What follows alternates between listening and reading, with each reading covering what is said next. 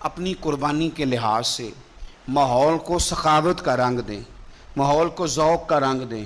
ہمارے ہاں لوگ پوچھنے لگ جاتے ہیں کہ قربانی کا سارا گوشت گھر میں رکھنا جائز ہے؟ بالکل جائز ہے۔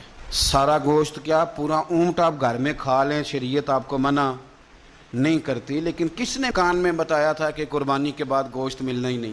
آپ یقین کریں، پوچھیں الیکٹریشین لوگ جو یہ کام کرتے ہیں، مکینک لوگ، ان سے پوچھیں، وہ کہتے ہیں سب سے زیادہ فریزر کا کام آنے لگ گیا ہے، لوگ فریجیں ٹھیک کرا رہے ہیں اس لیے کہ گوشت سٹاک کرنا ہے، پتہ نہیں اس کے بعد کوئی بکرا ہاتھ آئے کہ نہ آئے، آخری سمجھ کے کھانا ہے۔ ایسا نہ کرو۔